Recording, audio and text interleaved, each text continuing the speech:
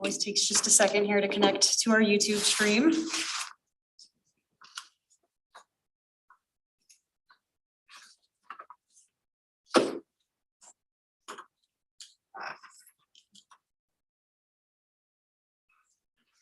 Chair Jackson, we are live and you have a quorum. Thank you. Welcome everyone to our April meeting of the Lacey Equity Commission.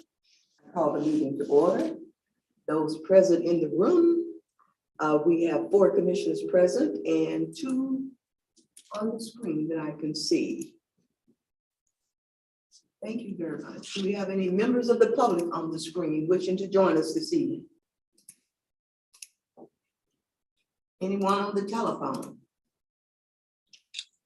So Chair Jackson, we have a couple more commissioners in the attendees and we're bringing them over right now so they can Okay. join us. Very good. Thank you.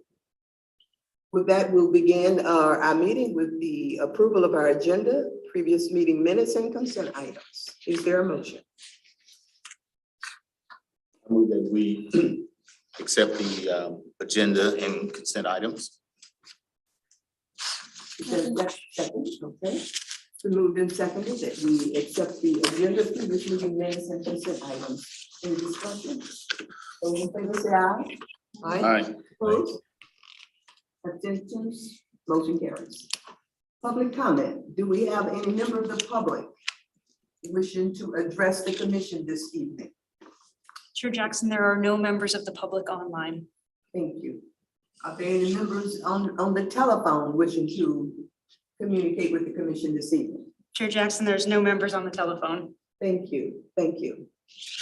Did we have any commissioner who volunteered to provide our inspirational item today? Chair Jackson, I did not hear from any commissioners. However, if there is a commissioner who is prepared, we can certainly take the inspirational item.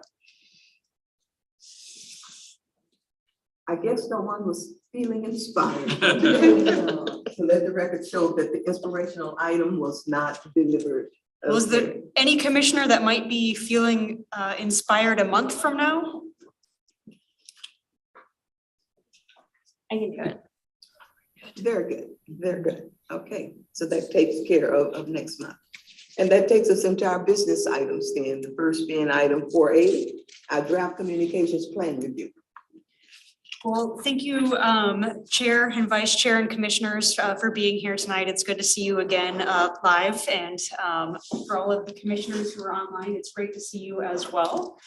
Tonight we have with us Jason Robertson, who the commission has met in the past when we were discussing the Lacey Cares Initiative. And he is here tonight to talk about the communications plan that the city has been working on for quite some time. And I know Jason's going to get into the details of the communications plan, but just as a very high level overview, this is something that cities often have that direct them on how they're going to try to improve their communications, not only with the public, but also internally and also with external partners. And this is a process that started over 2 years ago, and we've been working through a variety of means to get feedback and input from both external and internal stakeholders for ways that we can improve communications for the city moving forward. With that, I'm going to turn it over to Jason, and Jason is going to walk us through and provide the commission with a little bit more detail. And really what we're here tonight to learn from the commission and get more information on is kind of the thoughts on the communication plan, ways we might enhance it, improve it, things we should look into. This is still a draft, and so we really are looking for the commission's insight moving forward to make this the best communications plan we can possibly make for the city. So with that, I'll hand it over to Jason, and Jason, you can drive the presentation using that mouse right there. Okay. Oh, that's gonna be too confusing running my own in that one. Okay, here we go. Well, thank you all for having me back. I appreciate the opportunity. I'm gonna start by telling you the communications plan itself with appendices is over 100 pages. I started to print it out. That should come with a warning. But what I want to do is kind of just boil it down to, what's basically in there, and then spare you some of the details, but let you ask questions like, had we thought about this or that? So.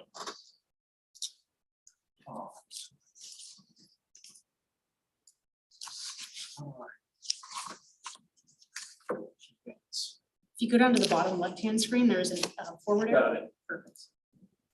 Okay, so just a little bit of context why we're doing this. There's some pretty big reasons, all of what I believe you've been feeling if you've lived here a while, which is you're becoming a full service city, right? I mean, it started at Lacey, back from 50s on as sort of a town with its unique identity. But there's a lot of people live here now, and it's growing faster and faster with in-migration and annexations and all that kind of stuff. And so you need more resources to communicate all the different things that are happening. And that's not just with the community, that's inside City Hall. The population's evolving, it's diversifying. We have unique tapestry segments here, if you read any of that, from military to multiracial families. And not everybody communicates in the same places or the same ways. So we're trying to address some of that. Well, now it's working. So in terms of the input sources, if you'll recall the Lacey Cares presentation, we got quite a bit of response on that. And I just kind of sorted that down to every personal comment and tried to make sense of what people are interested in hearing about and the ways they like to communicate. So that was an important source for planning this. But also the aspirations. It's, how do people see their city, or where do they see where it could be better, stronger. And so we tried to make sure that we have places in the plan that talk about getting that information out. There was a business survey done a couple of years ago, what's important to businesses or what gives them concerns. Someone else had conducted, and I reviewed a city council and staff SWOT, kind of looking at yourself in the mirror, what's going all right, what's not. And then just some best practices from many other communities that I work in. How do they engage with underrepresented audiences, so forth. Oh, just to recap real quick from the Lacey Cares input, there were kind of 5 overall messages that are unique about Lacey, or that people want to put up top, which is clean and safe, welcoming and dynamic, military business friendly, and affordable. That's probably only grown in importance over the last year for people. And that starts with housing, not to mention consumer goods. So the plan has 3 overarching goals. And the first one is internal. We put that one first because once you have your house in order, it's easier to do the external communications, know roles and responsibilities, make sure that city staff organization-wide are aware of key themes and issues, that people are communicating consistently, that they have the tools they need, and really to start building collaboration. An example I'll give is people always talk about when they tear up the road to do this, why don't they do the other thing at the same time? And sometimes that's not possible, but sometimes it is. So communications and planning and coordination are super important. Second goal, the external focus, the goal is to be transparent and timely and accessible to more people. If you just use a couple of channels, not everybody's going to get the message. And so some people like to just participate online. Some people like meetings. And some, what we've learned over the years, this isn't new, but you can't just call a town hall meeting and expect you're going to get a representative group of people there. It'll be kind of the same folks that you see at most meetings. Just promoting all the assets and things that there are to do in Lacey and making sure people are taking full advantage of what's provided and what we add based on their input over time. Jen will be talking about some of those things today. Sue. And just being better at engaging diverse audiences. And that's going to require coordinating with partners who already have trust built with different groups or networks.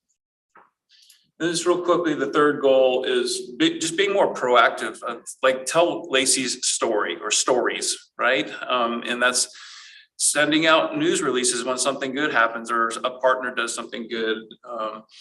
It's kind of building the brand, what's a consistent look and feel, and do our materials all look the same? And do people feel, are we engaging people to be part of that story and telling the story. How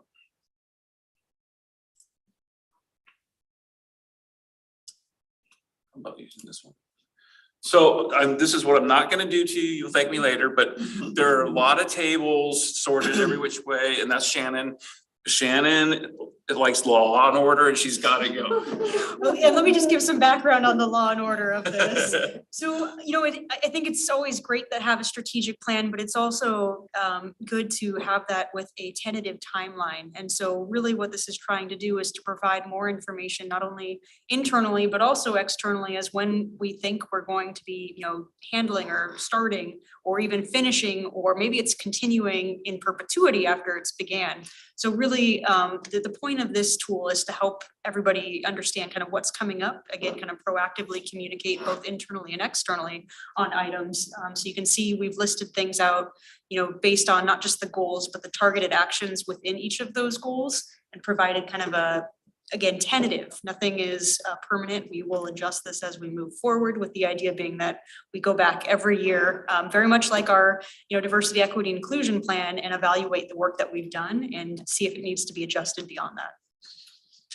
And I'm just gonna tease Shannon, I use these tables and everything because it's also accountability, right? It's like, how are we doing implementing what we said we wanted to do, and who's the owner of it? And how important is each thing relative to the other if we don't have all the resources at any given time to do all the things well. And so this is just one page of all those tables, so you can kind of, if you had any questions later on about how it's set up. But I think that's about the extent of it. Some target audiences, it's, you know, when you start thinking about crafting messages, you kind of try to put it in the back of your mind. How do I reach different audiences, and, you know, what kind of message will appeal to them if we're trying to get them to participate in something? And so, you know, Lacey is not just the city, but the surrounding urban area, which will certainly be brothers and sisters someday. And so it's good to start communicating now. There are also consumers. I live outside of the Lacey UGA, and I come to Lacey for shopping and recreation and all kinds of things. Our community partners, you know, if you look at that Lacey Cares input, you know, all the things people are asking for, the city doesn't do all those things, right? The school district and nonprofit organizations. So getting kind of regular communication with them to talk about how we respond to all the different interests the community has, and it's not always going to be the city. Historically underrepresented populations, a lot of work going on. You know, we have your commission, we have a DEI committee up at the college. The City of Olympia is just starting their own commission. So there are a lot of groups that are going to be doing a lot of learning and a lot of best practice review. And I think the plan is to implement those recommendations as they come out. I had lunch with Parfait Basale today, who's works up at the college, and is great. You know, it's gonna, I do a lot of local plans. I want to try to incorporate all of the best practices as we go through. Before you move on from that point, you know, I think it's come up several times in this body of, you know, we're working on our diversity, equity, and inclusion strategic plan and wanting it to be infused, right, in other plans. And this is a great kind of point of where it is going to be infused in the future. So if you look through the draft, you'll find that it provides kind of a high level. Here are some ways that we are, you know, intending on reaching unheard or historically underserved populations. But as this group too, as we're looking towards our diversity, equity, and inclusion strategic plan, we can certainly be thinking about, you know, goals that align with communications and maybe more concrete steps in how we should go about, you know, hearing voices that have not been heard historically. So we will have that opportunity to infuse what's coming later in the diversity, equity, and inclusion strategic plan with the communications plan. So a question, so the consulting company, they work with other departments following some of the same type of steps in developing and improving strategic plan, like the exercise we did last month. Other departments will be doing the same, and they may, it looks like they may have that chart we're working on to identify community partners and others and underrepresented. And we want to reach out to them. It appears that they would have done something very similar to identify the community partners and reach out to them to bring them, make them a part of that process. So Vice Chair, if I'm hearing your question correctly, it's going back to the community connection analysis that we did at our last meeting. We started this, and this is going to be an ongoing process where we identify, different groups and people to do, outreach to. It would be the idea that, yes, we would continue to add on to this list, whether it's this body or another body that we reach out to, or other departments as we're going through the diversity, equity, and inclusion plan, to create a larger kind of master list that other departments, public affairs, et cetera, can take and use it to do some outreach. And we're actually going to talk about the parks comprehensive plan outreach. So this would ideally be a document that, Jen, Sue, and the rest of the parks team could then take and say, hey, this is 20 groups or individuals that we really need to reach out to because we've noticed gaps in our communications. So that will bring an element of consistency with having us identify those groups. And it'll certainly give a foundation and a bank, but I'd like to consider it a living document, right? So continually going back and updating it moving forward. But this is that we are starting the foundation for a more holistic community connection assessment. I think the other part of your question is, I think we got an early start on that with you heard me mention the SWOT analysis and the appendix. And so all the department leadership were asked, like, who do you interact with? What kinds of tools do you use, right? And that's where we kind of discover everyone kind of has their own sort of unique system, and we want to integrate the systems as best we can, so people know how to find information. Thanks. The other thing, another category of visitors and tourists, or as I like to call future Lacey residents. So anytime somebody comes to a tournament here, what was their experience like, from the complex to the hotels and the dining establishments, and did they stay an extra day and spend an extra couple dollars? So we got to develop messages for them, and we've got to prepare anybody who's involved in the city life, from the city elected officials to the commissions to the volunteers down, so that there's a consistent communications package. This is what's going on in Lacey right now. Here's some facts and figures you might want to know, because you're going to be engaging with the public, and we want to be consistent again. And of course, city staff. And I'll touch on a couple of the actions for how we want to do that. So these are just real quick touches on the specific, we're calling them strategies, but these are the ways to implement some of the goals. So the city's already underway with a number of these internal enhancements, the internet communication system, being able to have a universally accessible document system where you can go find what you need instead of asking somebody to fax you something or whatever we used to do in the old days. I'll let you talk about, Shannon, why don't you talk about the 311 a little bit? Sure. So, like Jason was just mentioning, each of our departments historically have had their own way of communicating kind of what people in the public might be seeing as concerns or issues or questions. And so the idea with the 311 system is to create a one-stop shop where members of the public or external partners could go to communicate with the city to ask those types of questions or send in the types of issues that they might be seeing in the community. So what we have right now, we just launched a brand new website. It is cityoflacey.org. And we also launched a new parks website, which is laceyparks.org. And we are kind of doing a stopgap 311 right now.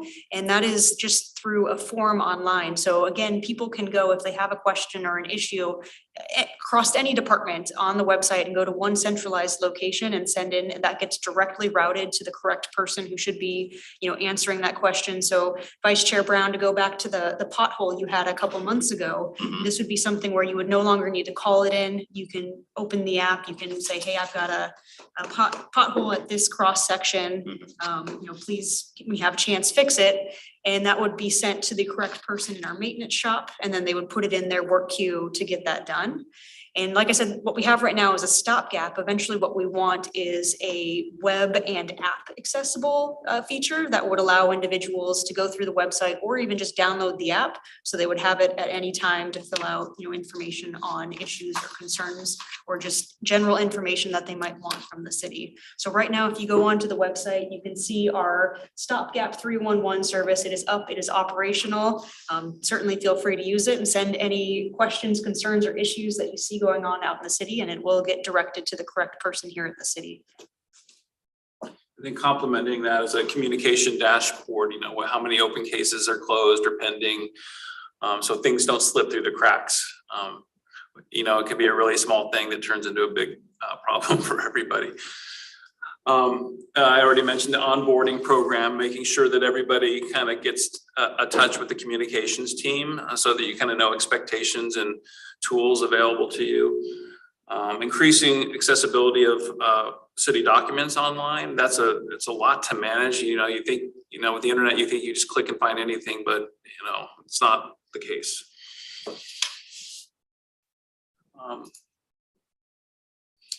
So external, there's a lot of stuff, but I think I want to highlight a couple of things. One is doing opt-in systems for both email and text. I think people are getting used to, selecting what information they want to know about. So let's say we have 7 categories of quality of life that you could possibly be interested in Lacey. You can select them all, or you can say, I just want to know about business, or I just want to know about the environment. And then I think that people are starting to expect, if you're going to do a construction project with major disruptions, they'd like to get a text. So you can opt in for updates. And a lot of cities are doing that now. Even cities that I visit, I get text alerts when the road is blocked. Which is good because it can be a real hassle for folks. And really quickly on the email opt-in system with the new website, we do have the email opt-in system operable. That's a mouthful right there. To say that one 10 times fast. But that's not to say that we aren't going to continue to optimize it moving forward. But right now you can go on to both the park site and the city site and access where you would sign up for whatever newsletters you might be interested in receiving information from the city. And then this one looks kind of generic, but it's important, the regular outreach and engagement efforts. So the way traditional public involvement structures are set up are often confrontational. Like someone only comes to a meeting when they're really mad about something, whereas we can be more proactive and invite people to participate in the building of things, so they have some ownership in it. And that just builds trust and it makes it a more fun place to live in. If everything works out, we'd like to do every 2 years do a satisfaction survey and ask people, how safe do you feel relative to this? And then you can compare it over time and know where your hot points are. And you can adjust your communications to get more information out about those things, or you can restructure departments or approaches to kind of turn the needle back in the right direction. We're sitting here today and, 6 years from now, there's going to be all kinds of new communication tools and practices that we haven't imagined if you look back 6 years, right?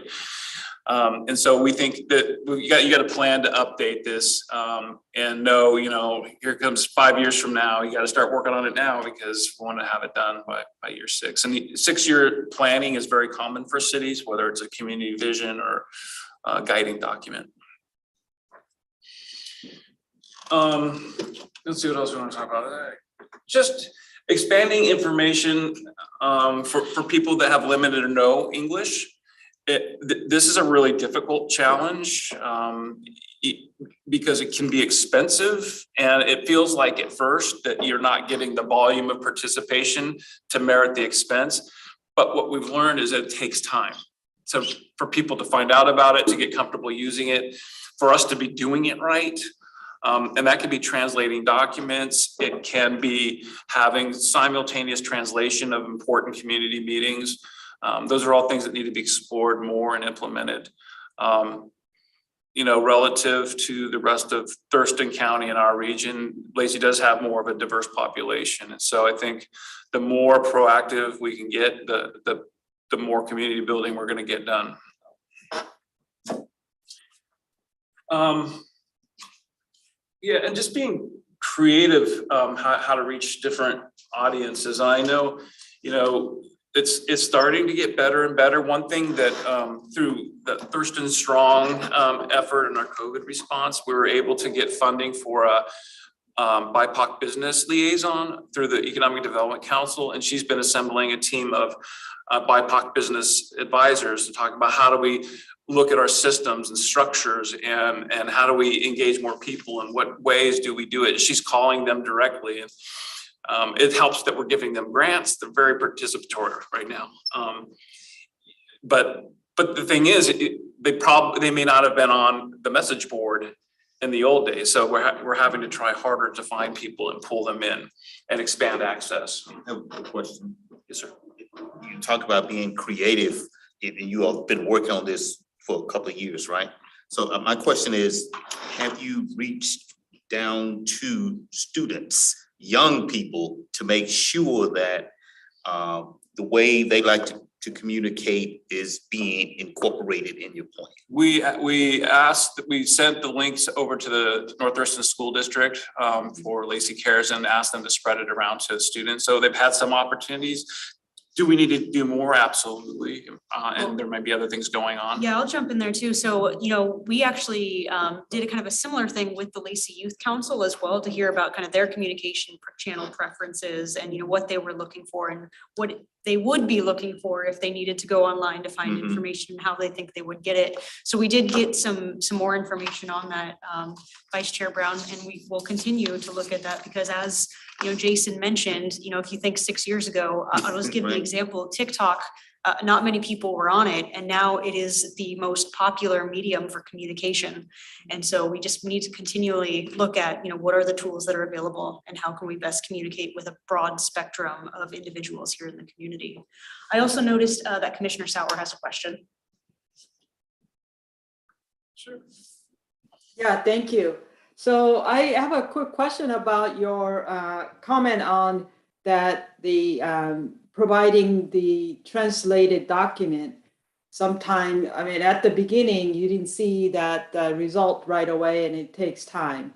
So I'm wondering what kind of time frame are you referring to? For the longest time, we didn't really get the translated documents. It's kind of new thing to us. So a lot of times we don't even know that translation is provided.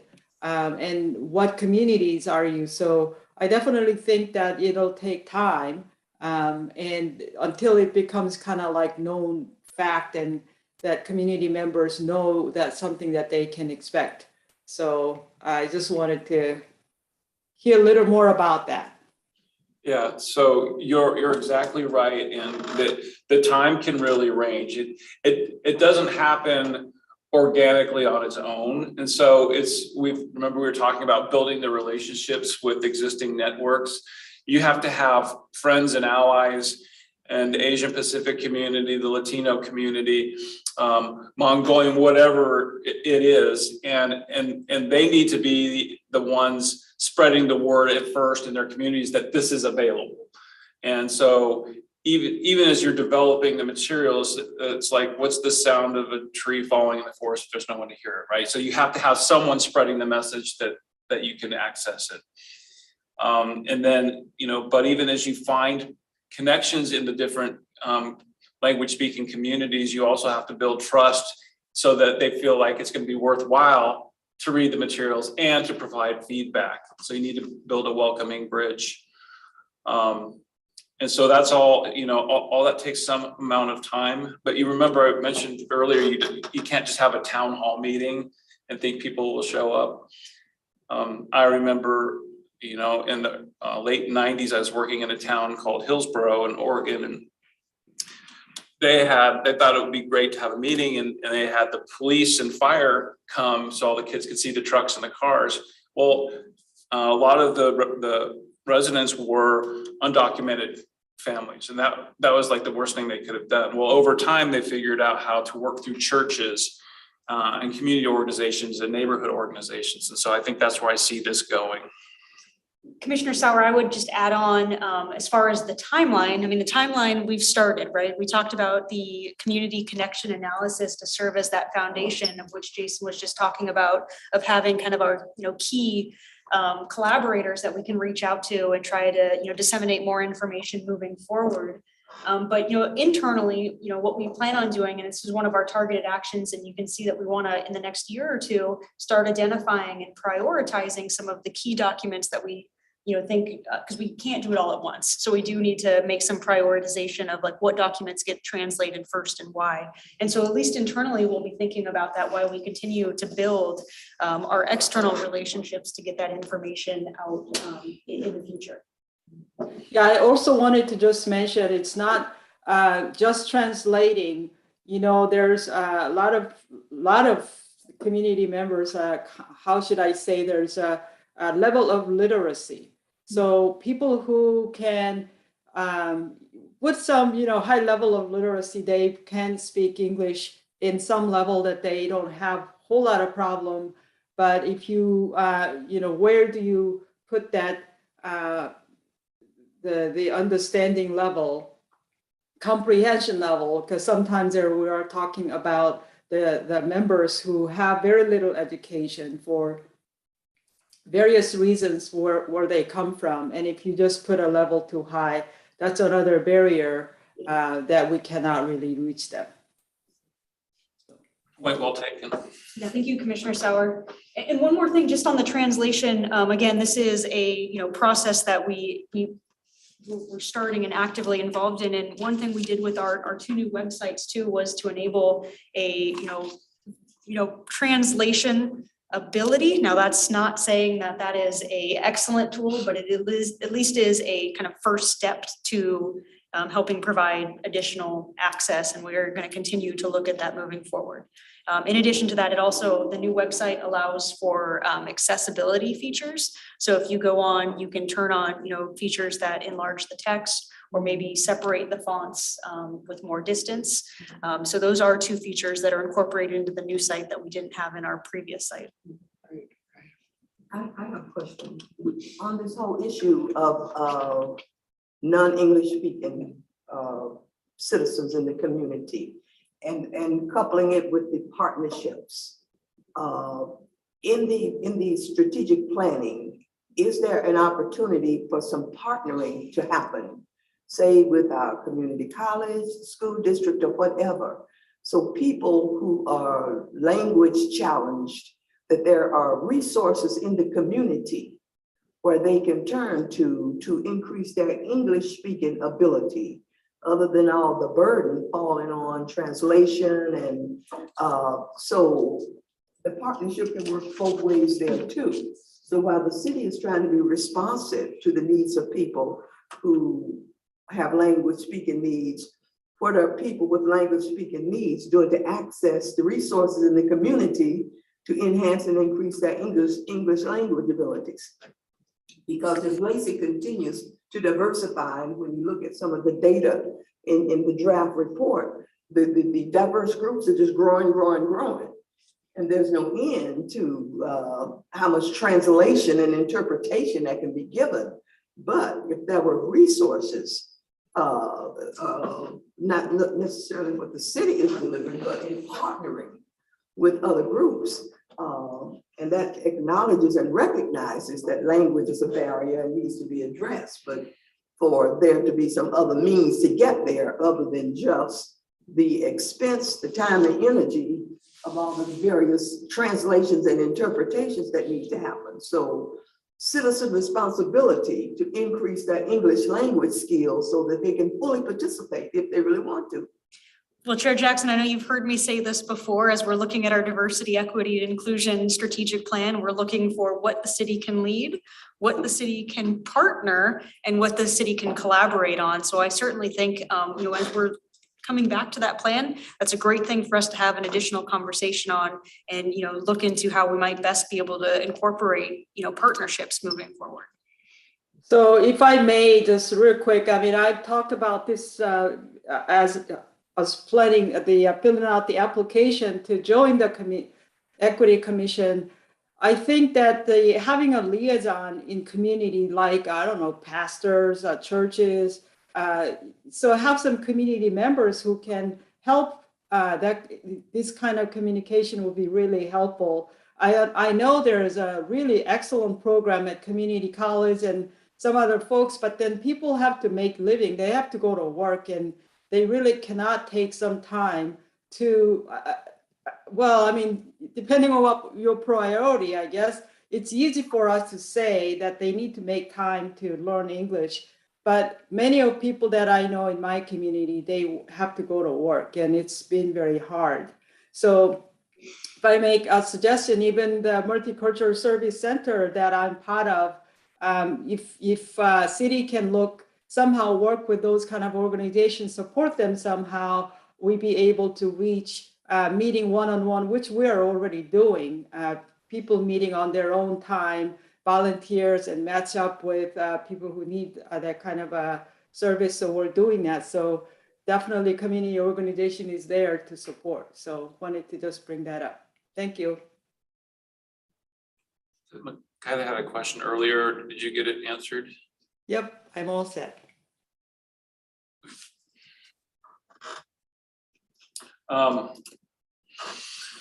Okay, and the third goal, strategies, building a unified voice, and that's sort of a vague statement, but the idea is that we're all part of Lacey, all part of this special place, and everybody contributed ideas to how it grows and evolves, and we all benefit from the improvements that come, and everybody knows what's happening.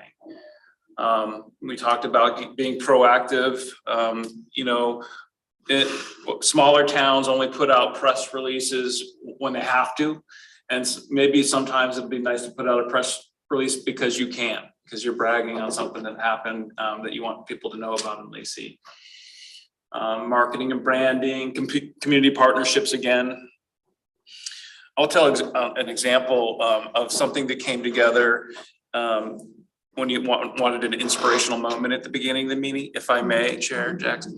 The United Way asked me to look at where they could make an impact in the community. And a really long story short, we looked at data, and less than 50% of most graduating high school seniors in Thurston County were going on to get even a certificate, let alone a 2-year or 4-year degree. And when you look at the data, who are those kids and what are the barriers? It's very illuminating. And so I'll spare you the details unless you want to ask me about it later. But I'm pleased to announce that the United Way and other community partners raised funds to do 2 pilot projects, and they're going to be called Navigators, and one's going to be in the North Thurston district, and their job is to go find those kids and help. I wanted to call them imaginators, because the first thing you got to do is tell them what's possible, because if you grow up in poverty, you don't know what you don't know, and then to tell them that you can do this, and if you want to, we have funding, we have money to get you through college. And when they get there, we're going to have 2 more people called case managers who are going to stay in touch with them. And when they have barriers, we're going to have a wraparound system, food bank, childcare expenses, et cetera, to get them to the completion date. Because even in college, less than 50% of those kids who start at SPSEC get their 2-year degree or their certificate, or go to a 4-year. And so over the course of a career, that represents about $750,000 in earnings. And that's the difference from being able to retire, survive in a financial emergency, and get out of the cycle. And so, so back to your question, like, how do we help our immigrant folks find resources in the community? I think those are the things that we tackle through these partnerships. And I could go on, I love that story. One thing about the city story that it seems important is that we validate people's struggles too. That we're a great city. We have all these resources. We have all these different people. But when I hear people's struggles, then I am stronger am motivated to make things better. So I think hearing that there are struggles and for racism, classism, just economic poverty, knowing those stories in conjunction with how, some great things about different cultures, like our cultural celebration, those two need to be matched and shared, I think. I can see that, and the comms team will have many planning meetings, but I can, I've been picturing a scenario where you and even Parks is doing this now, it's a did you know, right? Because a lot of people, like Kim said, a lot of people, they're working and they got their kids and they're cooking and they're not looking for a way to get involved in something else. But sometimes if you can find them and get them information, and if we're doing it different ways, it'll have better penetration, and you can motivate people with communications to make a difference. So, and those things will always be different. There'll be different challenges. Using the 6-year example again. And Shannon's been working on communication policies. So these are the rules. Here's how you do this. This is how the City of Lacey communicates. This is how, the kinds of things that we don't talk about. These are the protocols for getting a release out the door, who looks at it, and all that kind of stuff. And it's very, very detailed. Social media policy. What do we and don't we put as content on our social media apps? And you probably saw that in the appendix. I'm guessing that part never got printed because that was way back there.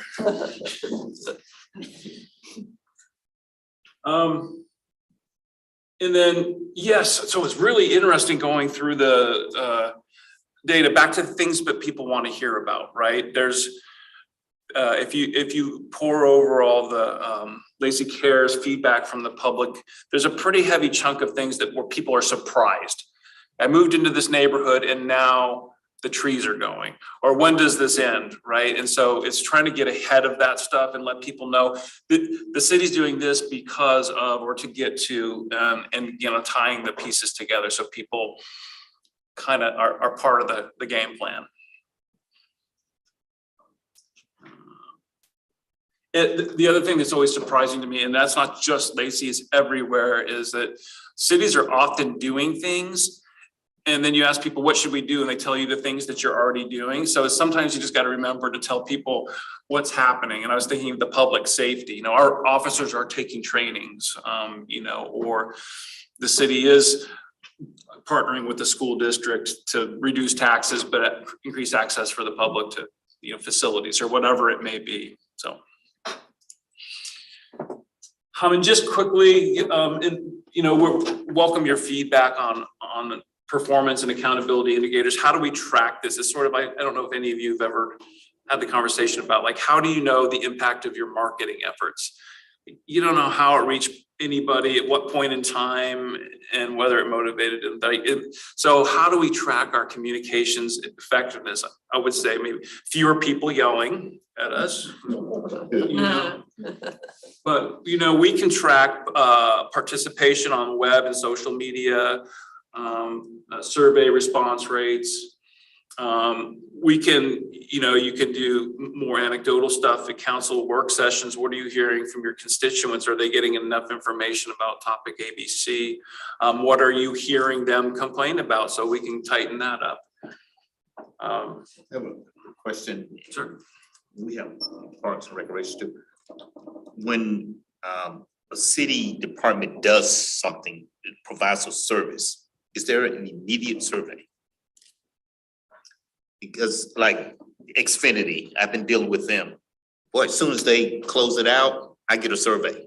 Yeah, Kaiser. Yeah, Everybody. Vice Chair Browning, that's a really good point, and certainly something that we're going to be looking into with, the addition of more polling of how was the service or, you know, what are you looking for? Or we're looking to do this parks recreation program. What's your kind of thoughts on it? But yes, that is an underutilized tool that we have not used very frequently. I don't know, Jen and Sue, if that's something that you all do with the recreation program. Yeah, you know, we need to be more consistent. We've talked about this. One of our goals for this year actually is we have external goals and internal goals.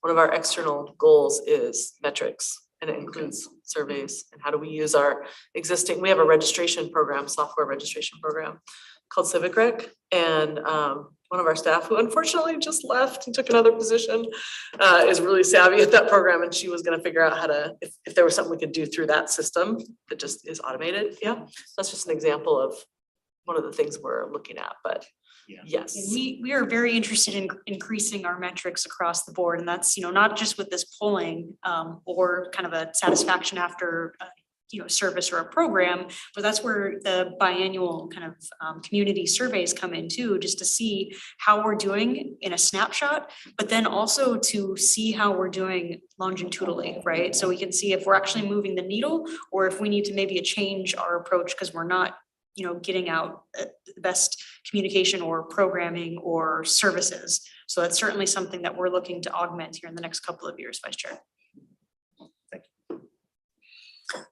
And you can, I mean, just to wrap up here, Mike, if we get that opt-in email newsletter and text going, you can see, you can track those numbers if people are joining up.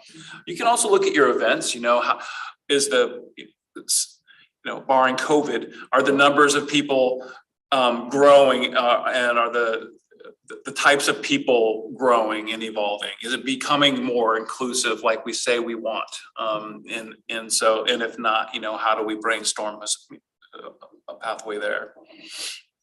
And I will say we are doing some data tracking on the newsletters, and Parks is very successful. It's always fun watching their open and click rate. That's really fun to see out there.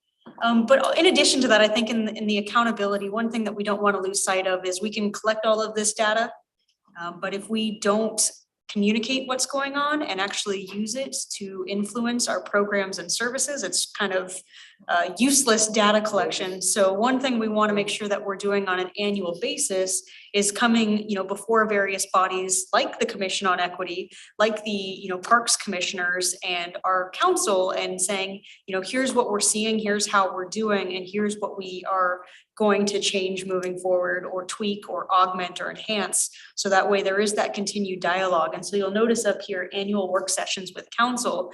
That's just going to be a check-in on all of the items that we have done within those targeted actions and what we're planning to do in the next year. Very much like the work plan that the Commission on Equity presented in front of the council back in February, saying, here's what we did in 2021 and here's what we're going to do in 2022.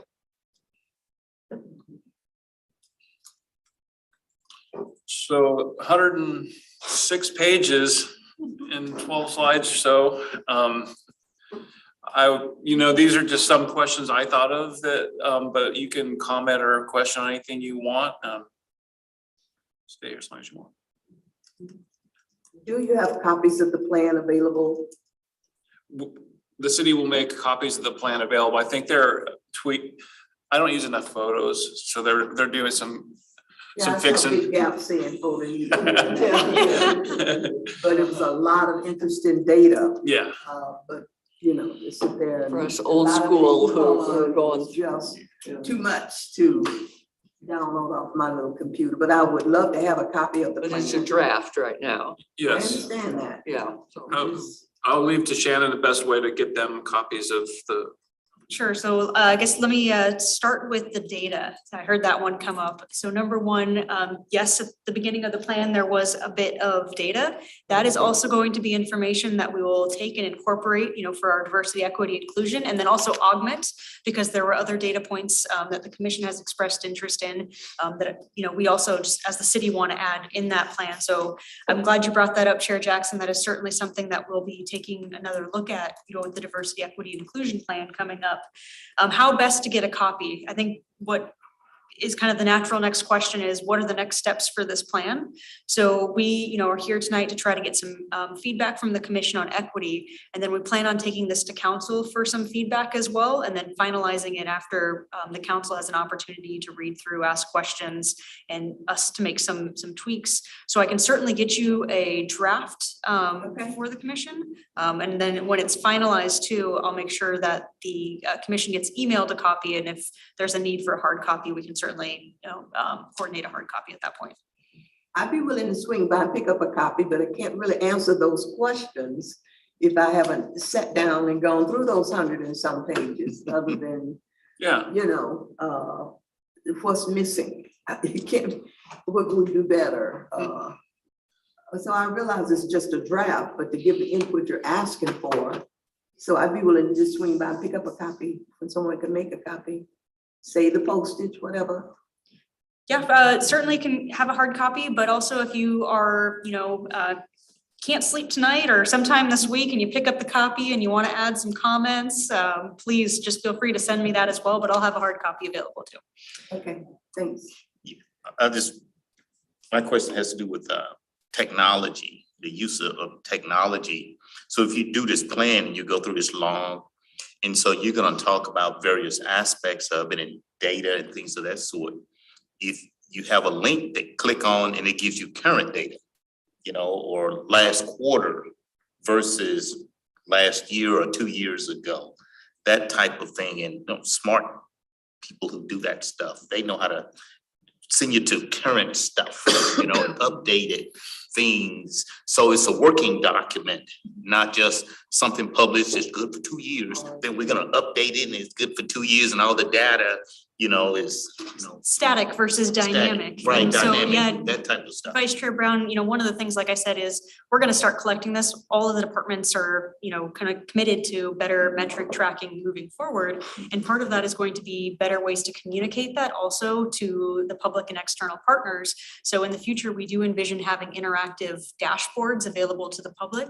So that way people can see, not just, on a static piece of paper, here's how we're doing based on our community satisfaction surveys, but they can go look into the data themselves and, take a look at trends, and that would be updated, as soon as we have those data sets. So for those surveys, that's on a 2-year basis.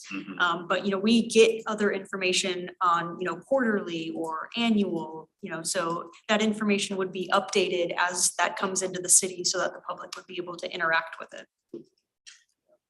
If there's any specific data that you ever want to know how just to find it or the best place to go, then get me a message somehow. I make half my living just finding stuff for other people because it is a hot mess. And we're a ways from it being synced up, and the really good data is behind paywalls. Right. But if there's certain things you want to know and track, it's easy for me to dig it up or send you. Yeah, well, we come to a meeting, like say parks come to talk to us, or the police, department. I would have questions like, what are the 2 biggest complaints or concern you received since you visited us last? If it was over the last 9 months, and what has changed? What did you do with that information? What are the highlights of the feedback you've gotten?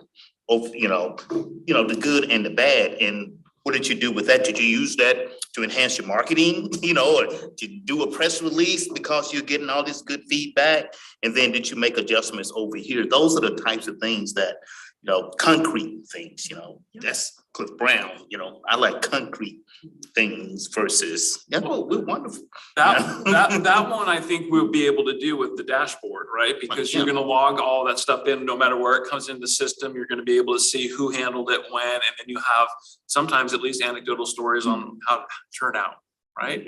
Absolutely. So the idea with the dashboards again is that somebody could go through that information, but also just with our tracking through the 311 system in the future, we'll have a better database. Or an exterior too. Well, so yes, would be the answer to that is, when you're talking about, hey, what are some of the biggest complaints, or issues or compliments even that are coming in, that would be certainly something that we would want eventually to go through an external dashboard where people can see, and it allows us also, that information at our fingertips, Vice Chair Brown, so that we could make data-driven decisions for programming moving forward. If we need to augment something, change how we're doing it, whatever.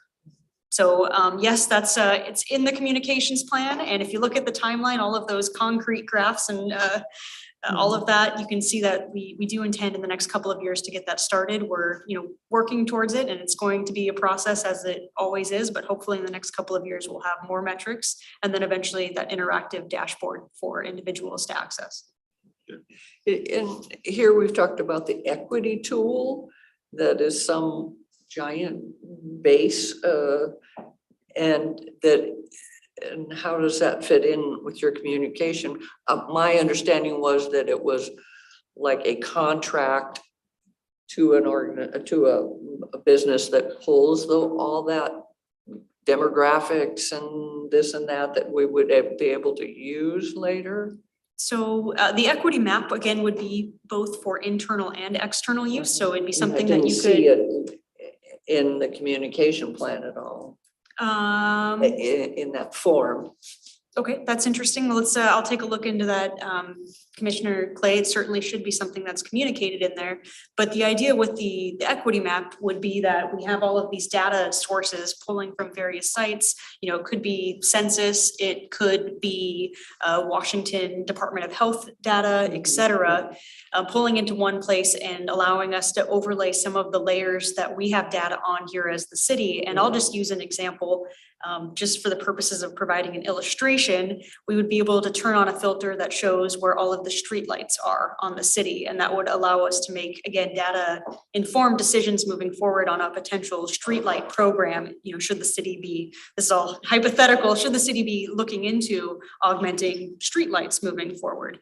But this would also be available for our community partners to access. Potentially maybe they're looking to fill out a grant for funding, they could be able to pull up our equity map and put on layers so that they can pull that same information and data and, make a compelling case for whatever grant they might be looking for moving. And one last thing, I don't want to talk too much, but I would say please be sensitive to the visual when you're talking your marketing and your communications plan. So if I'm looking at flyers and releases and events and things, I want to see that diversity there, and if it's something that African-American community did, and it's all African-American, that's great, or if it's all, Korean or, Filipino, that's great, if it's an LGBT, Q event, great. I mean, it doesn't have to be people mixed in and those types of things. Then too, if it impacts the senior citizens, let's have some gray beers in it too. So be sensitive, to the visuals and when you're doing these types of things as well. Totally agree. On that same token, I would also suggest that we be mindful that whatever marketing materials we do create are easily machine readable. For those that may be digesting these resources that may be sightless or have issues with citing. A lot of marketing documentation relies heavily on graphics. And there's actually, my background's in IT for those that aren't aware, but there's some kind of back-end coding that goes on whenever graphics are read by machines. And that's wonderful, but a lot of times from a marketing perspective, we don't always focus on making the message machine readable as well, if that makes sense. And so I just want to kind of, on the same token of being sensitive to marketing materials, insert that as well. Yeah, and I think we probably, I think that's silent, that particular topic. So I'd like to look back and see if there's enough, we need to just call that out a little bit more. There is a targeted action that speaks to increasing the limited English proficiency and general accessibility, but we can certainly add some more details onto that. But that's an excellent point, Commissioner Hedgewood.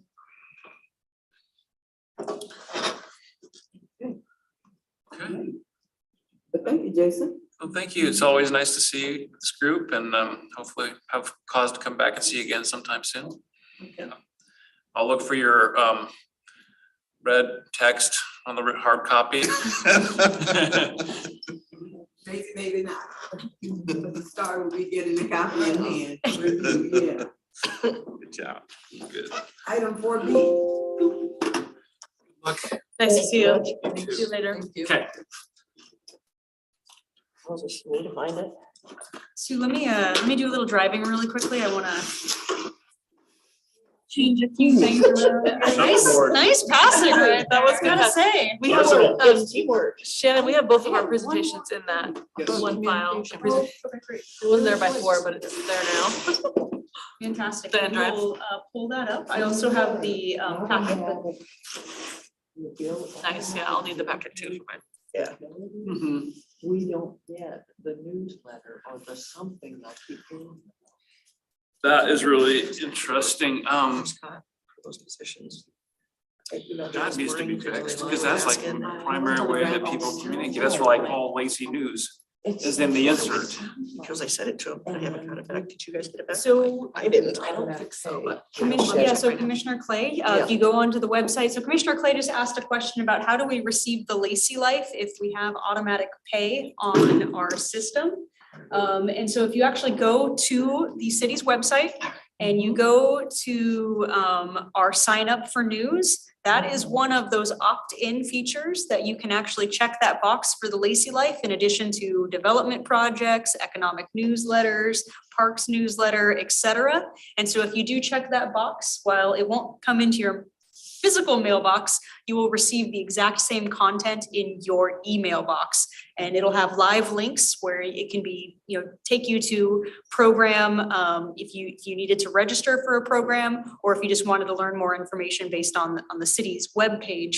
So please take a look at that feature and you can sign up for that newsletter right there. I might suggest then that you send a letter to all automatic pay utility customers and lay that out. Yep, I think that's a great idea. And once that feature is fully developed, I think we'll certainly be sending out a communication like that. We do send out, and this doesn't help people who have auto pay, but we have been sending out, please sign up for our e-newsletter on the paper bills. But again, does not help someone who would not be receiving that. So certainly that's something we will be looking to do here in the future. So we are moving on to item B, which is the RAC policy. So would I just start the general? Yeah, you can just start at general. And I'll pass this back over to you, although I might not be as good of a shuffleboard Oh, I can do passer. it.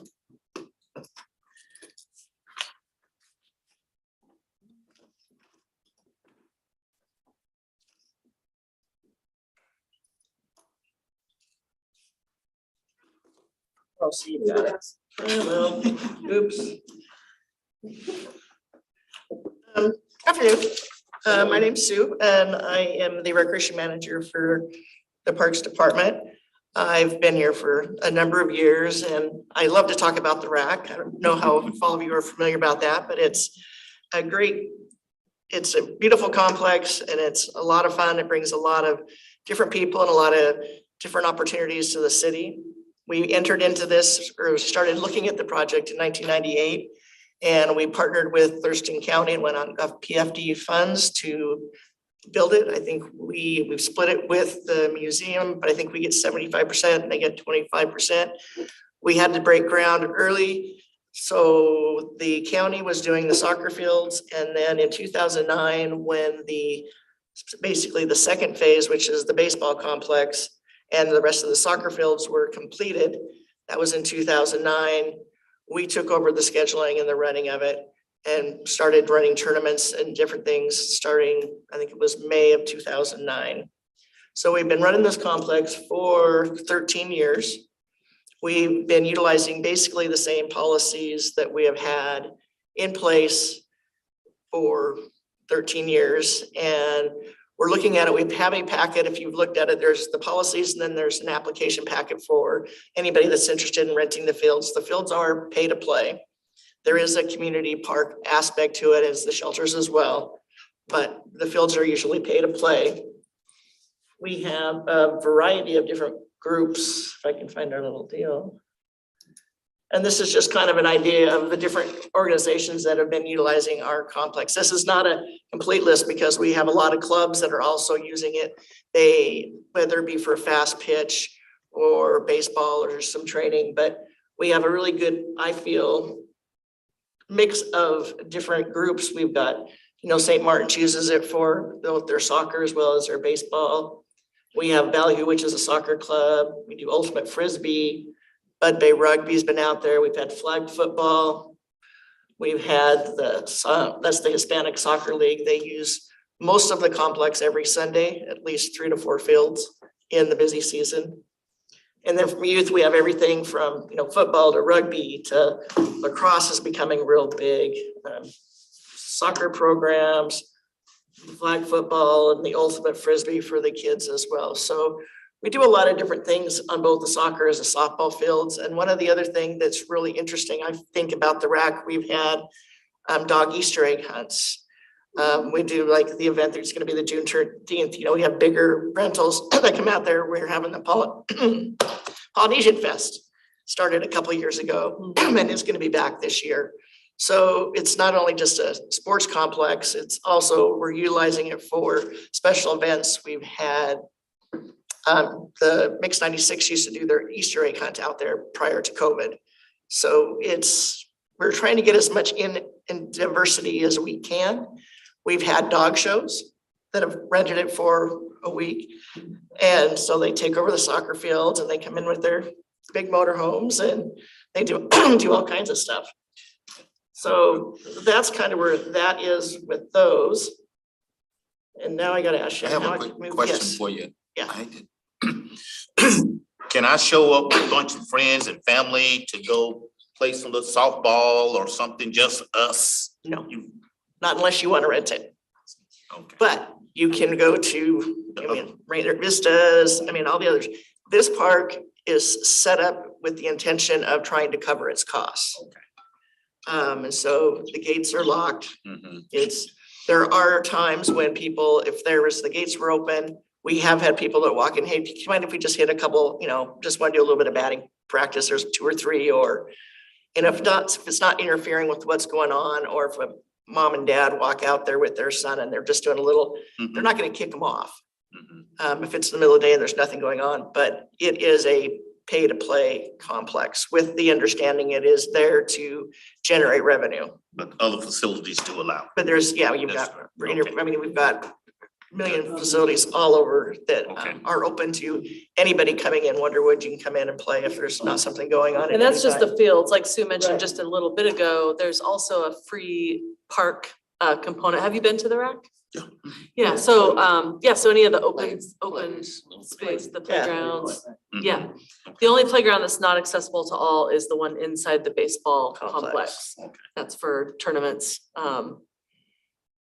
And I don't, unless there's no gate happening and then maybe people wander in there to use it, but there's 2 other People will playgrounds. wander in there during if there's softball games going on, and they take their kids in there and they play on those as well. And those are free, and people come in and watch the games, or they can watch the soccer at the other areas as well. So there are free opportunities, but if you're wanting to actually use a field, like I said, though, if there's nobody on it and they're not doing anything, we're not out there trying to kick people off, but we do have to, if it's an organized activity, it's an organized group, they do need to pay for their part. Also, a really cool opportunity is you can walk around the whole exterior.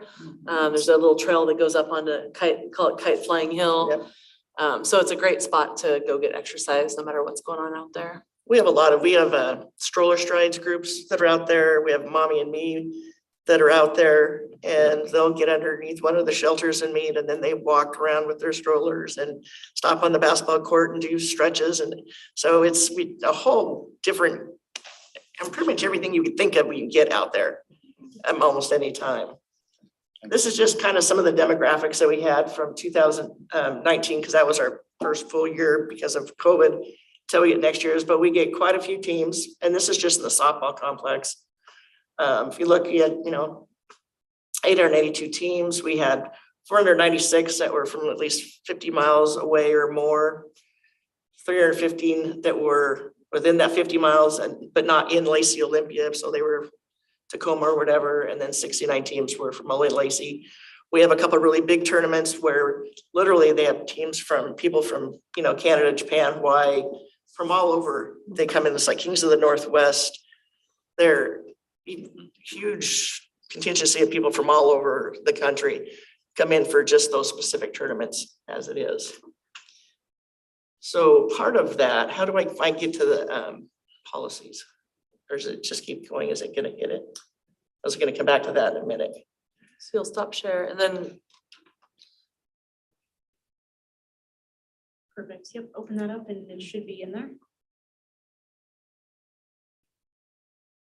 Which one is it, Jen? I didn't put it into the staff presentation file.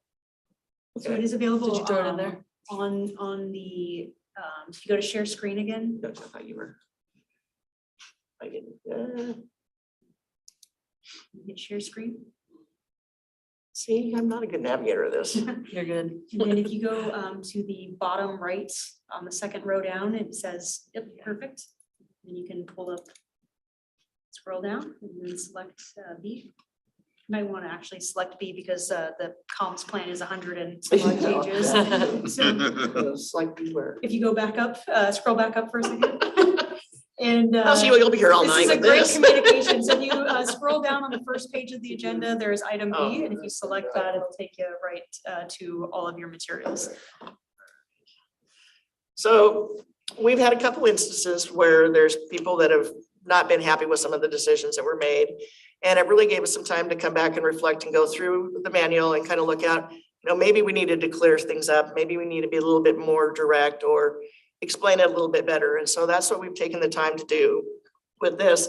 And we left the track changes on it just so you could get an understanding of the changes that we did make and why we made them. And then hopefully if you guys have any thoughts or comments on them that we can incorporate. If not, then we'll be able to move it on to park board. So it just pretty much talks about, you know, our mission and our, you know, our philosophy that, you know, if you're going to utilize the rack, you know, you cannot discriminate based on race, creed, color, national origin, gender, marital status, age, sexual orientation. If you discriminate against any of those, you're not going to be allowed to reserve the regional athletic complex. Some of the basic definitions. Here's where we made some changes when we were looking at it, kind of the scheduling priority.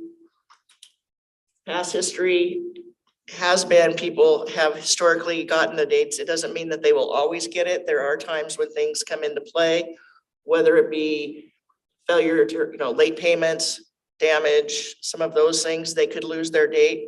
If we have an opportunity to get a regional or a national or a bigger tournament that's going to really bring a lot more into the city, that may be a reason they could possibly lose a date. The other one, the next one down, number 2, there was some confusion on, we do their allocations based on the weeks. So you've got 52 weekends. So if you're the 7th week, you get the 7th week, where some of the, well, one of the individuals would like it to ban based on holidays. Well, if you do holidays, they change. They're not always consistent. And so then every year you're bumping somebody else around. We already have a problem with leap year and we do our best to work with that one, but it's too hard to say, okay, well, you get every Easter weekend. When Easter may be in April, it may be in March. You just don't know. So we just wanted to have some clarifying language in there so that there is no doubt. This is how we're doing it and this is what we're doing. The other part that we were having an issue with, people were, say they had 3 weekends, they would have 3 weekends and they would also ask for every other weekend of the year. So basically they can say, I want anything you have, and that doesn't work either. So what we've done is they can request their past dates that they had, plus they can add 2 weekends. If they want 2 different, if they're wanting to try to get more, they can add 2 weekends. And then that's all, let's call that good. Can I throw something in? Yeah. We get more than double the amount of requests than we have space for. So just to kind of give you some context. for Yeah, that. and so it's really hard, but if there is by chance an open weekend, it's always out there and it's in our packet. You know, if you're interested, in something that opens up, let us know. But we have to start somewhere here. So many of these are year after Year after year after year. I would probably say 95% of them are year after year after year. So the general operating, we didn't make any changes in that. As in everywhere, we have substance issues. People bringing, smoking, drinking. So our goal is to minimize that as much as we possibly can. I mean, we can't, unless we put somebody at the gate to open up every item. But we do want to put some of the importance back onto the tournament directors. So if we have to hire police on an overtime basis, they will be paying for that. And we're not alone in doing this. Snohomish is now looking at doing, it's a trend that's happening up and down the I-5 corridor for all of these tournament-based complexes. So we're just joining the group, joining the bandwagon. No real changes in that. This just kind of goes back to clarity. We have to have the schedules at a certain time because maintenance has to schedule staff, and there's different things that have to come into play. So we're just trying to create a deadline and kind of give some incentive that if you're not going to get in, we're going to ding you. This is just rewording once again that, it's not a guarantee that you're going to get your date. It's pretty good odds, but we're not, we're not going to say yes. Maybe you only had three teams or 4 teams and you tried to run it because you don't want to lose it. Well, we're going to try to fill that with a bigger tournament because we need the revenue. We have, where the other fields don't have as high revenue expectations, the RAC does. Sue, just to clarify too, can you rent out other fields if you have a smaller tournament? Yeah, we can rent out Rainier Vista for tournaments as well. So there's. So if you only had a 2-person tournament or 4-team tournament, you could rent out another field. Right. And that would be used for that tournament. So if I was to come with my softball bat on that day to Rainier Vista, they would say, please come back, Tuesday. Yeah. So yeah, there's multiple places that they can run and do run tournaments.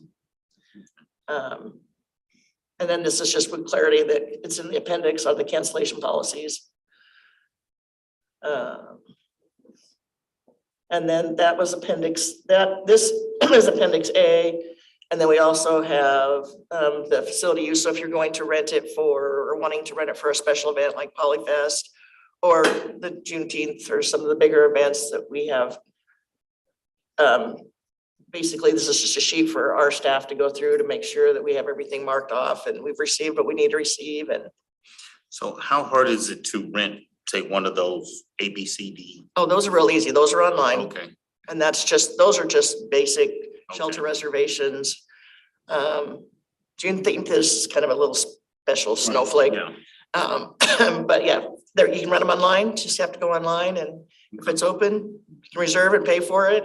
And what happens is the staff, there's 3 different locations. There's Woodland Creek, there's Rainier Vista, and there's the RAC. And that's because we have staff there generally. So if you rent the ones out at the RAC, they have a little flyer that has your name and the time you have it, and it goes into, there's a box thing on one of the pillars. Mm-hmm. And then we have A-frames that says this is reserved. So do I have to rent the pavilion, say, in my neighborhood over on Willamette, that little park? Or just show up? Probably That's first come, first serve. Okay. Yeah. Got it. Yeah, neighborhood Neighborhoods parks are first come, and first also served. Wonderwood And Wonderwood. Okay. are just first come, first serve Okay. all year. And if you show up there and there's no signage and Mm-hmm. it's free, have at it. When I first saw this portion of the material for today's agenda, a question jumped in my mind. Why bring this facility rental policy issue to the Equity Commission? I was trying to make the connection for that to be an agenda item for us. Just because we want a different lens, a different look on it, and we're trying to be transparent and make sure that we're covering all of our bases. And commissioners, we can certainly expect more policy documents like this to be coming before the Commission on Equity, again, to gain, a new lens, perspective, ideas. And this is certainly going to other advisory boards as well for the same type of review. So for example, this is going to be going before the Parks Commissioners here in the next couple of weeks. And really, we're just trying to get information on how we can make our policies as, the city, the most equitable, user-friendly, and aligned with our policies as a city moving forward. So when we review these documents, these drafts, we're looking for equity, we're looking for diversity, we're looking for inclusion. Or is the policy more exclusionary? That would be the impact on the community. I was just trying to figure out, Yeah, those are shares.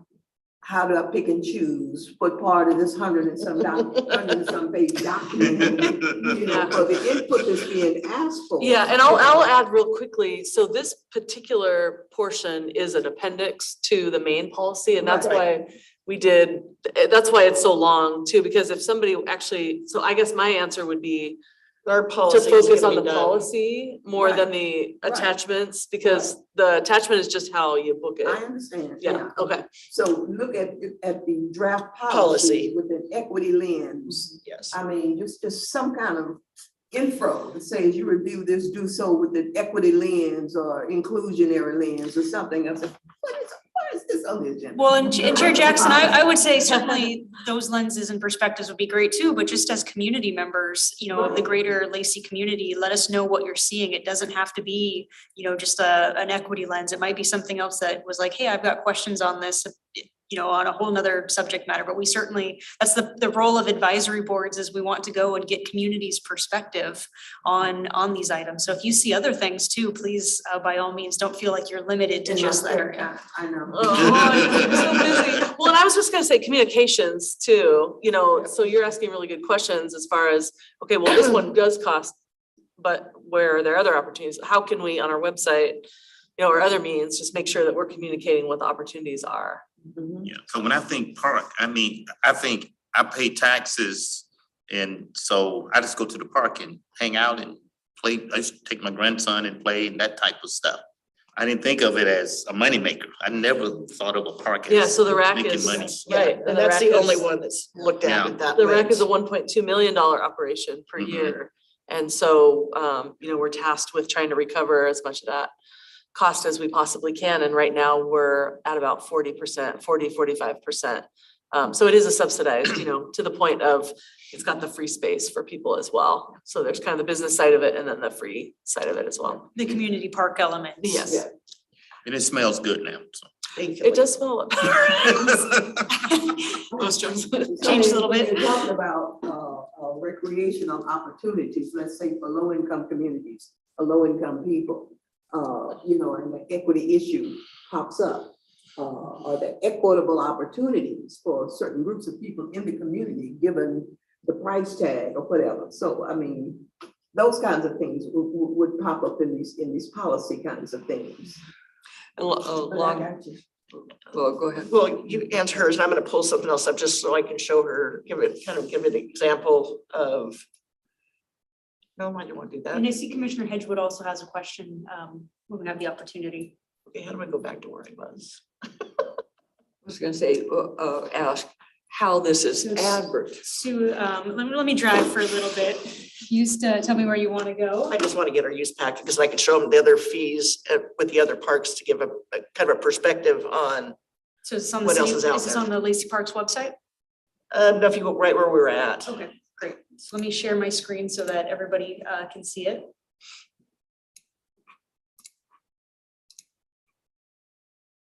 Yeah, but I want to pick up and not want to go out of that, want to get into another one that's in that packet. Another exhibit. Okay. Yeah.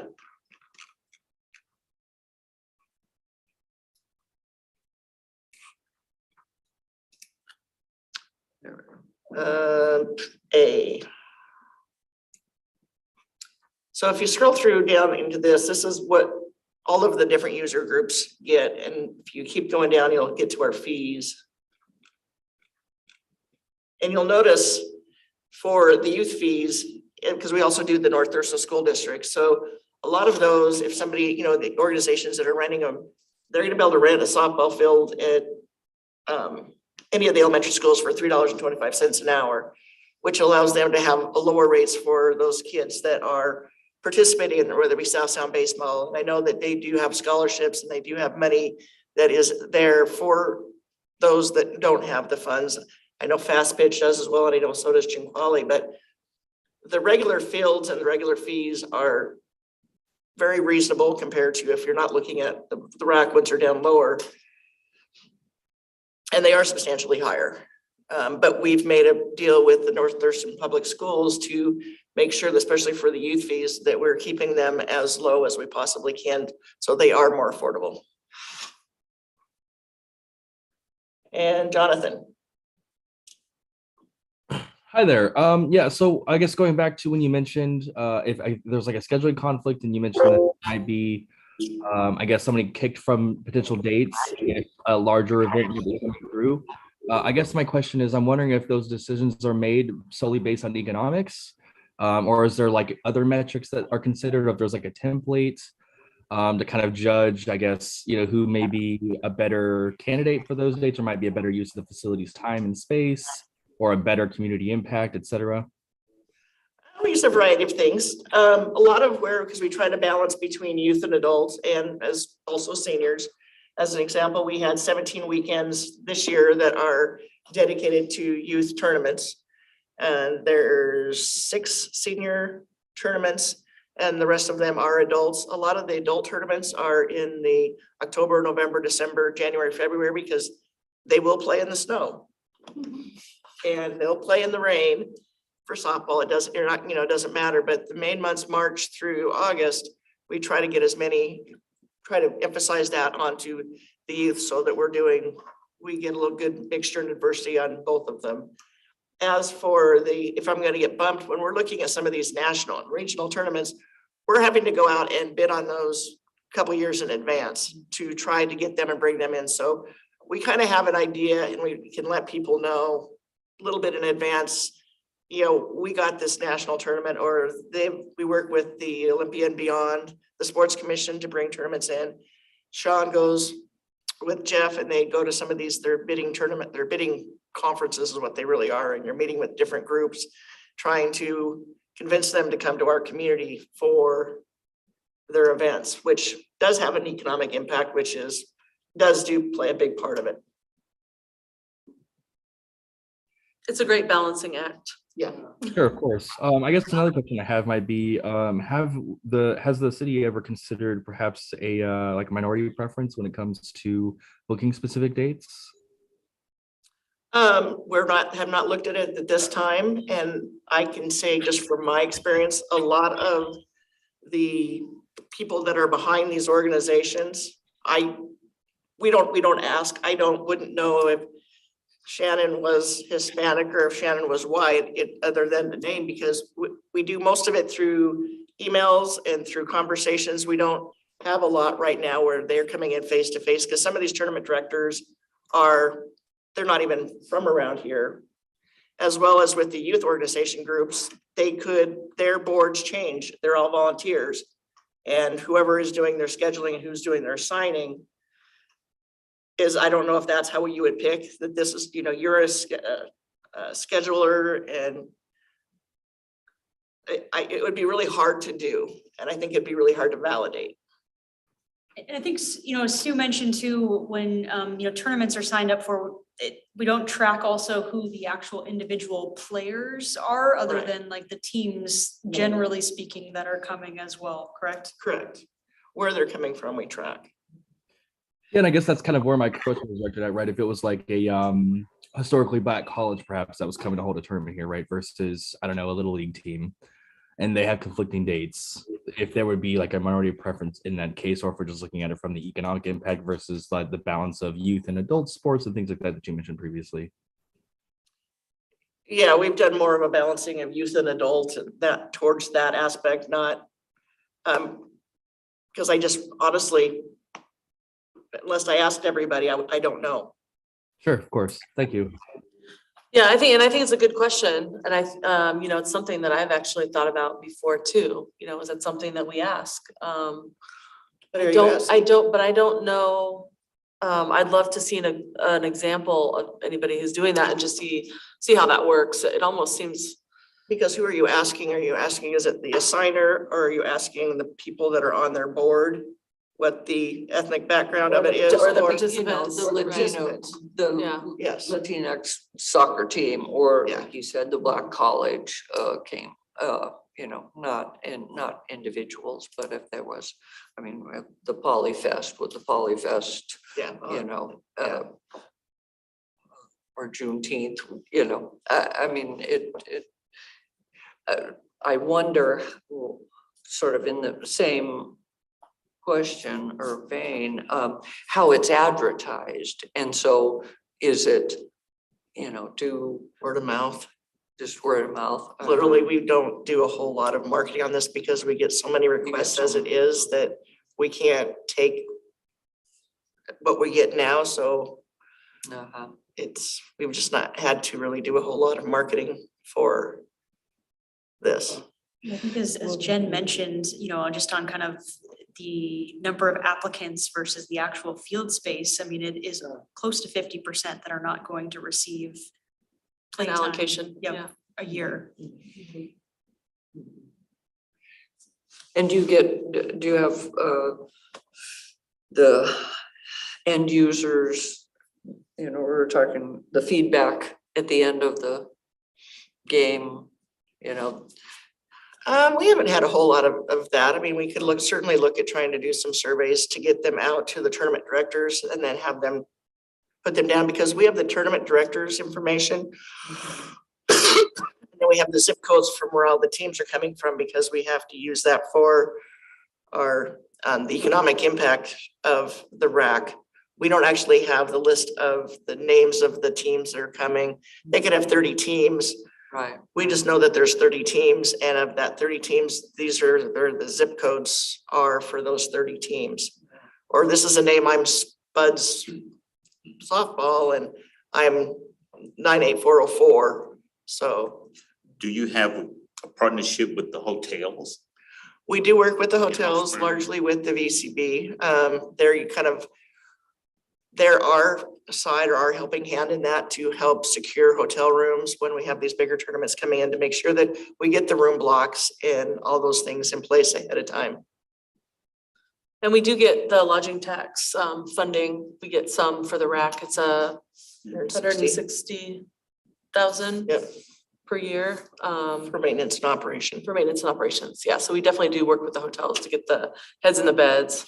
Like Sue said, the Visitors and Convention Bureau is a partner. And the reason we talk so much about the economic impact is because that was one of the, you know, Driving driving forces and goals of this particular facility. And the reason is because the business owners are part of the community. And so by, you know, having people spend the dollars here locally, it helps the business community as a segment of our communities. We had the museum present in front of the commission, and we were excited about the kiosk that they're planning that has some good history, there that's going to be placed at the rack. Yeah, Yeah. it's gonna be nice. Excited about seeing that. Any other questions that I can't answer? Nope, I don't see or hear any others. So Thank you. Thank you. That would take us to item 4C. We've been kind of touching on it a little bit. Yes, A yeah, lot, really. for sure. I've been taking notes already for the public involvement plan. So thanks, Shannon. I'll pass it on over. Thank you. Well, I'm Jen Burbidge, Director of Parks, Culture, and Recreation for the city. It's a pleasure to be here to talk about the upcoming Parks, Culture, and Recreation Comprehensive Plan.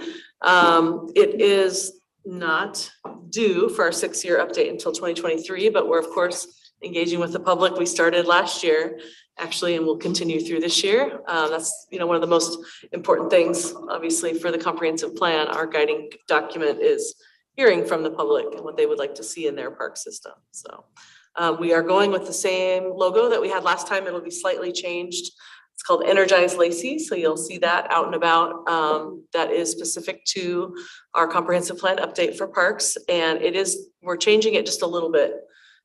So it's in transit right now, but you'll see the darker green color, which matches our new logo. This is our new-ish. We got it in 2020.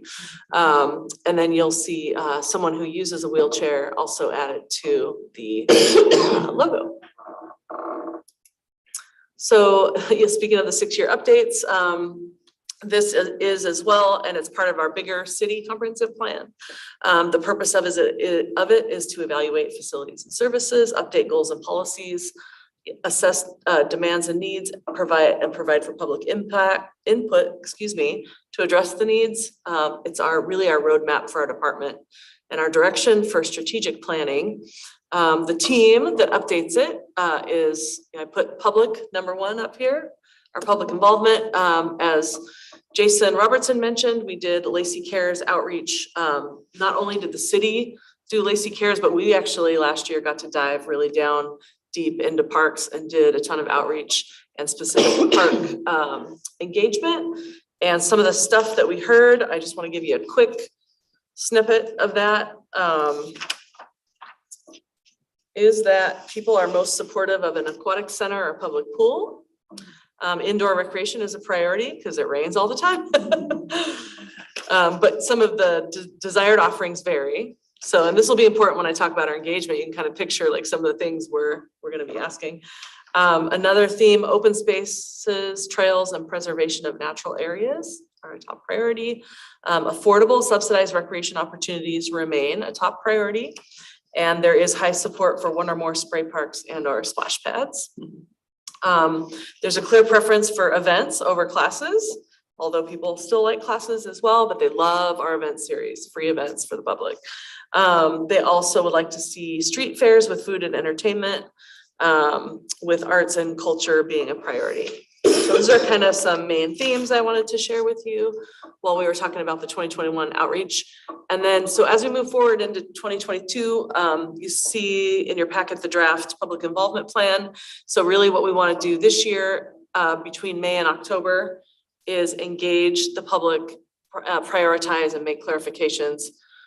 One of the other things that we had in our findings and recommendations was to really start looking at partner organizations. To your point earlier of, I can't remember, you had 3 things, but one of them is like, how do we partner to bring more things to Lacey? Obviously the city can't do it all. Who are those partners that we can identify, you know, for example, with the pool, which is one of the top priorities to help it come to fruition. This is weird, the spacing, I do apologize for that, but also on the team is our City of Lacey staff, our Lacey Board of Park Commissioners, you all here on the Commission on Equity, our Planning Commission, and then also, of course, the Lacey City Council. So this one is going to come to you a couple different times. It's a really big update for us. We really value your input, so appreciate you taking your first look at the public involvement piece, and just know that, you know, there will be more to come. The vision for parks, I bolded some words here. You know, we like to offer a wide range of services and facilities at an overall reasonable cost. We have neighborhood parks within walking distances of all people. We have community parks that are bigger, that are spread out through Lacey. We have open spaces that support wildlife habitat. We do have indoor facilities to support recreation programs and provide public meeting spaces. And then we also protect and enhance our many historic, cultural, and environmental resources. Some key goals and policies that you'll see in the plan. You'll see that our focus has shifted from acquisition to development. And when I say development, try not to think of a lot of concrete. You know, of course, a development of one of the parks we're doing right now, Great Cuyo Park and Greenways, is a lot of natural space, but the development looks like soft surface trails in some places. It's not all sidewalks and pavement.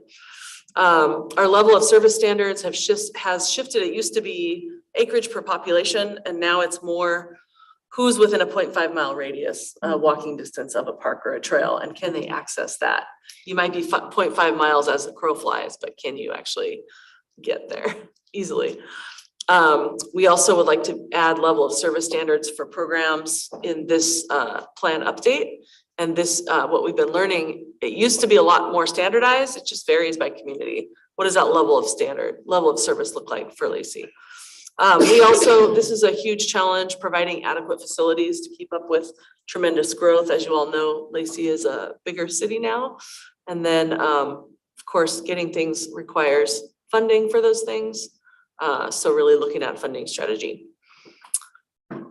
So that is just kind of an overview. And then when we look at the actual public involvement plan itself, I'm going to do what Sue just did. Let's see, Shannon, you had it, it's here, right? We'll go all the way up. Try not to make you too dizzy.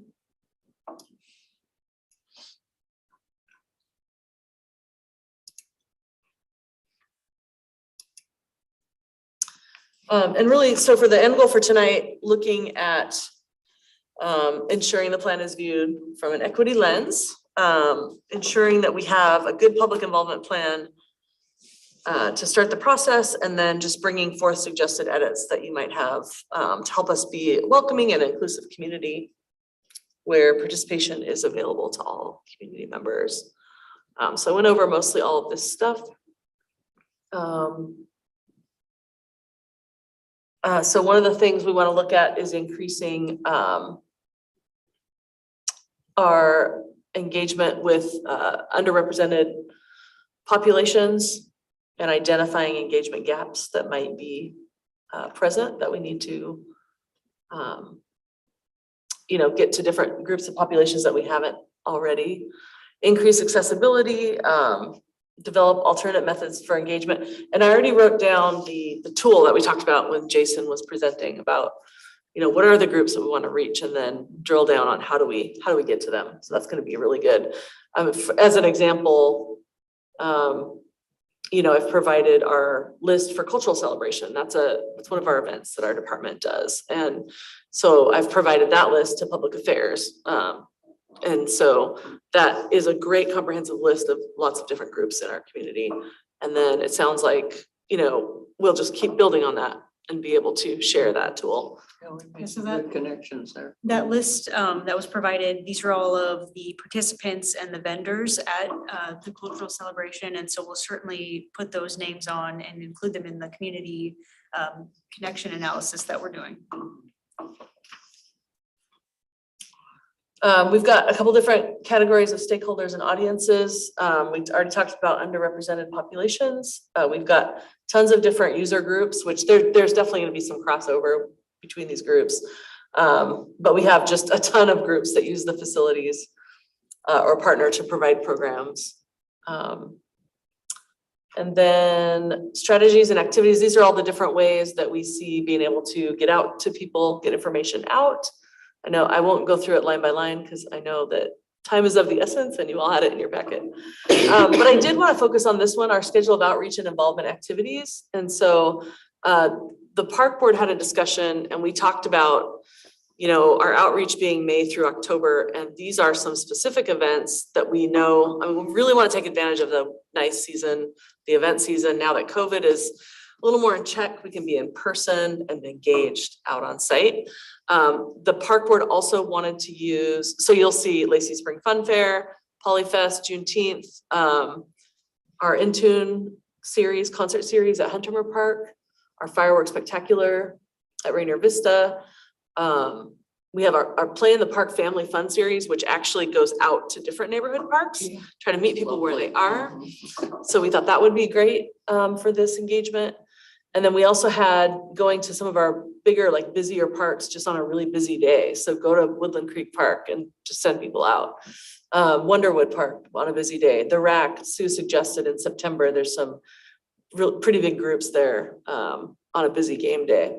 And then the park board also wanted to utilize their meetings, 3 of them. So one in June, one in August, and one in October, and utilize, up to 60 minutes and advertise ahead of time instead of making a special different meeting.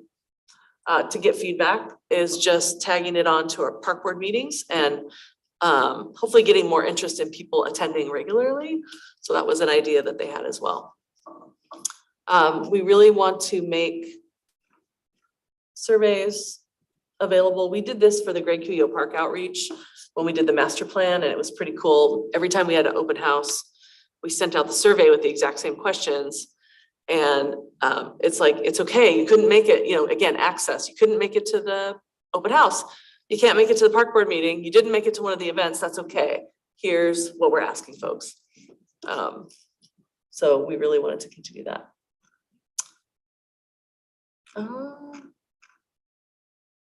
Yeah, so with that, I would love to hear any insights you might have.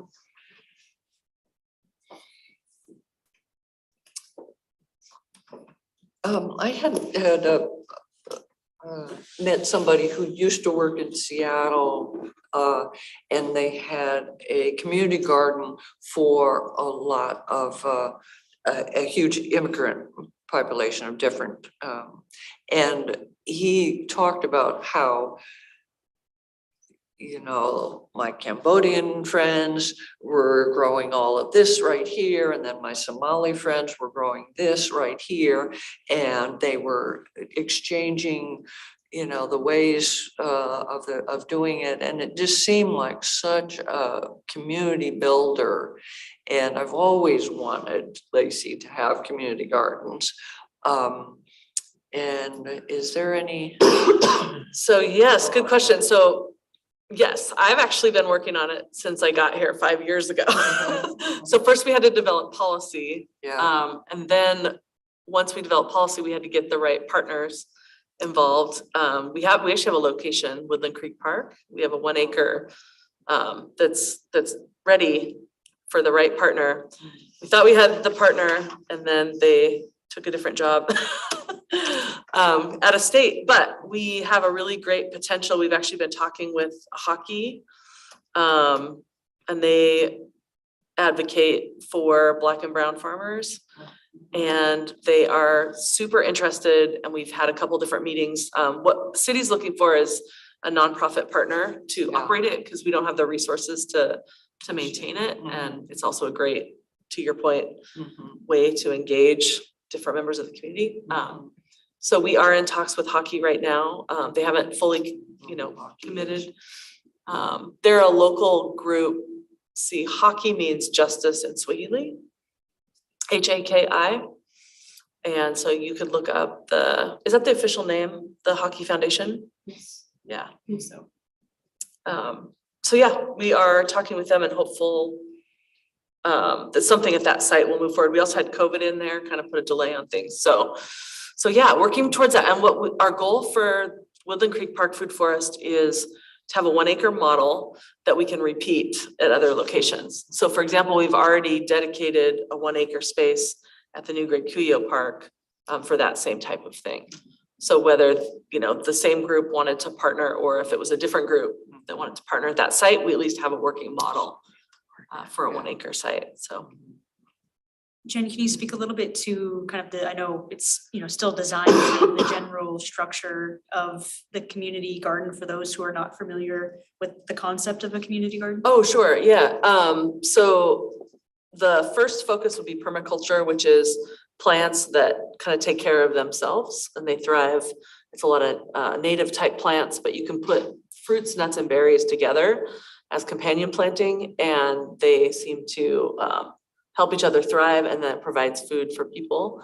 But this particular design for this 1 acre site has, the fruits, nuts, and the berries. It also has space for dedicated to like garden boxes for seniors. But the senior center is right there at Woodland Creek Park, the Virgil S. Clarkson Senior Center, and so.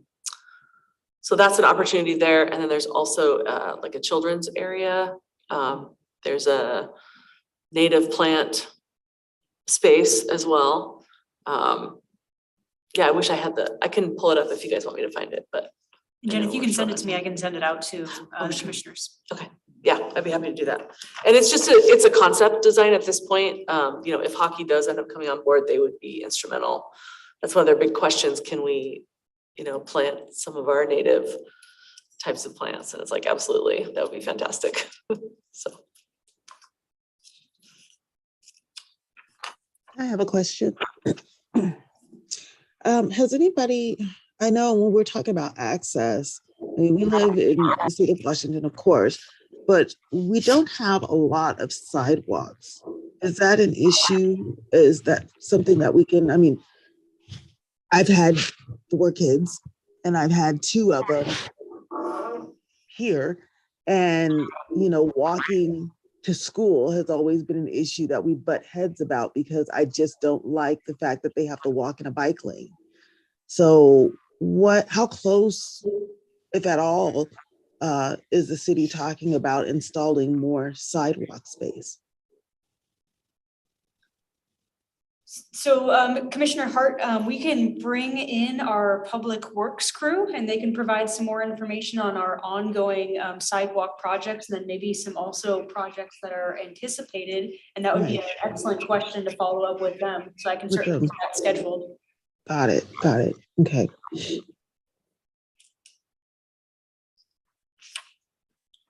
Any other questions or feedback on the public involvement plan? The parks are really, well, I live near the William Bush Park, and it's so important for neighborhoods, and that I think we lose the idea of neighborhoods, and the park is a draw where, the kids in the neighborhood play there.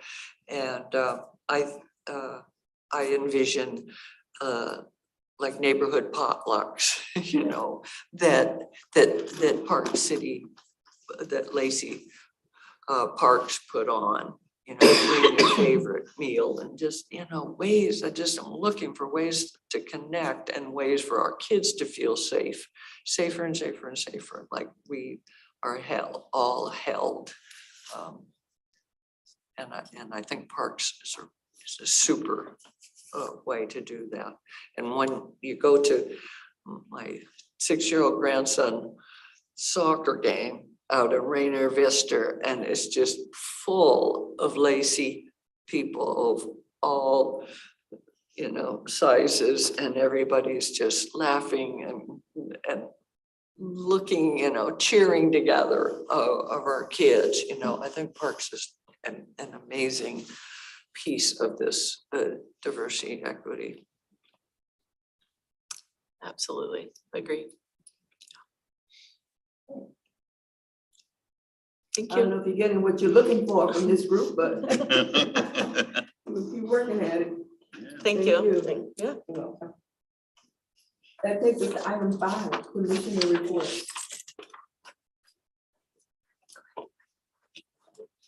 I have nothing to report. Any other commissioner has anything to Thanks again report? for coming, folks. Who was that? Was that John? Commissioner report, are there any? Any commissioner with anything to report at this time? Okay, then our director report. Chair Jackson, I do not have a report for this body tonight. Okay. And we've already identified who will be bringing our inspirational item for the May meeting. Thank you, Christine, for doing that. And if there's nothing else to come before the commission, then we stand adjourned. Oh, I would. Oh, I'm sorry, come on. I was halting trying to, yeah. I know, I'm flipping through my little papers here, but I'm interested in the North Thurston Public School community cafes. And I just want to say that I will go to the next 2 because I think they're really, really important. And love to have anybody else go as just a citizen to go, but. I'm ready to go to the next one. Yeah. I guess that actually brings up a good question. Would you be able to attend in this capacity? Sorry, Commissioner Hedgewood, I didn't hear the question. Oh, I apologize. I'm wondering if that's, I guess, a question if we could be able to attend these community cafes in an official capacity or not. Commissioner, I would recommend going as Jonathan Hedgewood as an individual for these meetings. Okay. But I do want to thank Commissioner Stolberg for sending that information so we could get it out to the commission so that everybody had it. And then thank you for reminding me, Commissioner Clay. I just want to remind the group again that the joint meeting with the North Thurston School District and the Lacey City Council is coming up in May. In that last email, I sent you the link to North Thurston Public Schools meetings. They are hosting the meeting, so they will be uploading all of the information on that. So as soon as they have the agenda uploaded and the meeting links, I believe they're going to be offering a hybrid environment like we're offering tonight. I'll make sure to just send a message out to the Commission on Equity so that you can continue to watch or attend those meetings as well. So you have that information moving forward. Great, thank you. We still don't have a bill. Thank you, everyone, for tonight's attendance and participation. So with that, we are adjourned. All right. Good evening. Good night. Night, everybody. See ya. Good night.